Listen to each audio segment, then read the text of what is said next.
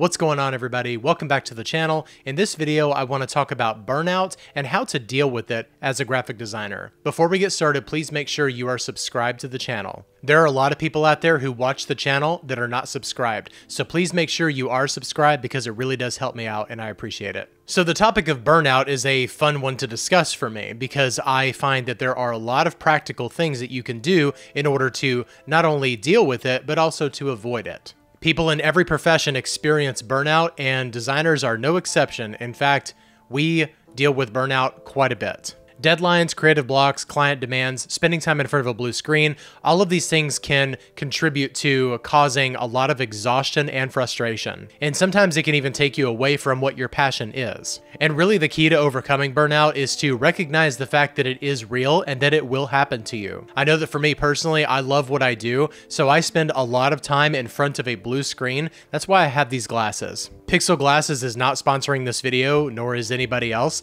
but I do love their glasses. You can really take some actionable steps in order to prevent burnout from even happening in the first place. But in order to do that, you have to be very intentional. I'm going to discuss 5 very easy and practical ways to avoid burnout in the first place. So the first one is to take regular breaks with the Pomodoro technique. The Pomodoro technique is a time management method that helps you work in focused bursts while incorporating breaks to recharge. Here's how it works. You set a timer for 25 minutes and you work on a task without any distractions. Once the timer goes off, take a 5-minute break. After completing 4 sessions, known as Pomodoros, take a longer break of 15 to 30 minutes. This method will help you balance your workload and help you to avoid burnout by giving your brain regular breaks. By breaking your tasks down into very manageable chunks of time, you can actually accomplish a lot more in those chunks of time rather than having to worry about the entire project as a whole. When you're sitting there thinking that you have to get everything done in one particular sitting, that can add a lot of stress to you. And during your breaks,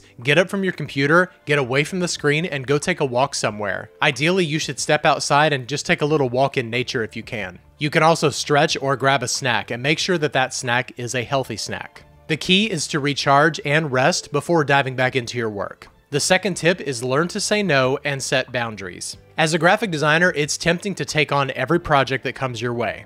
However, overcommitting yourself can lead to overwhelming workloads and then lead to burnout. Learning to say no, or at least setting realistic boundaries, is crucial in managing your workload. Make sure that you understand your limits and communicate those with your clients. If you're already juggling with several projects, it's okay to say no or to negotiate extended deadlines. You have to set clear boundaries with your clients. That is very crucial. Make sure you outline your working hours and you stick to them. I know that for me personally, I can really get lost in my design work. If you find yourself answering emails or phone calls after your set work hours, then you're definitely going to lead yourself to burnout eventually. And it's also a sign that you need to reinforce your boundaries. You have to protect your personal time in order to allow yourself to rest and recharge for the next day. Our brains are constantly working, trying to figure out the most creative solutions for our clients. And I also know that for me personally, that never stops. Ideas come to me in the middle of the night. And that's another little side tip. Make sure you write those down anytime they come up. I usually keep post-it notes with me, but you can use whatever you want. Okay, the third tip is incorporate movement and exercise into your day.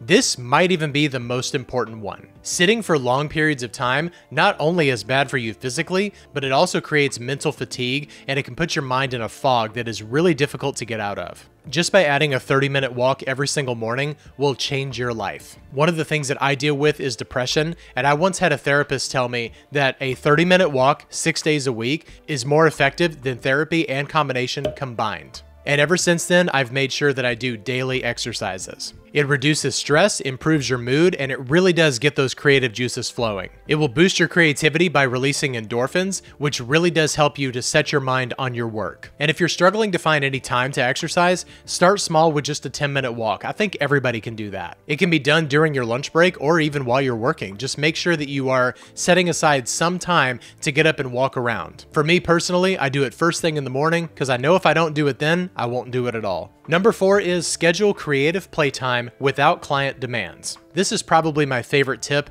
and it's the one that I wish I could do more of. One of the many reasons graphic designers experience burnout is the constant demands from clients' expectations. And obviously, it is important to satisfy your clients, but it's equally important to nurture your creative growth. So make sure that you build in some time every single week, and ideally every day, for creative play. This could be personal projects or really just something without a goal in mind. You can work on developing design techniques, work on art that's just for you, or collaborate with other designers just to create something fun. But the goal of creative play should always be to just kind of play, without the constraints of deadlines or expectations from anyone else. Give yourself the freedom to explore and be creative just for the sake of being creative. This can help you reignite your passion for design and bring you a lot closer to your work. It's also a great method for trying out new techniques while making sure that you're not trying to get anything perfect. All right, and number 5 is disconnect and recharge away from screens. As a graphic designer, most of our time is spent in front of a monitor hours on end. And this is a necessary part of our job. However, it's very detrimental to us, especially when we don't manage it well. One of the best ways to deal with this is to intentionally disconnect from our screens. And if it's realistic for you, make sure that you do it at the end of the day and also stay away from it on weekends. I know that can really cut into your creative playtime, but really the most crucial thing is to find a schedule that works for you. Make sure that you're doing things that have nothing to do with technology. Read books, spend some time learning how to cook, and spend time outside. You can also learn new hobbies that will take your mind off of screens and give you some time to really recharge.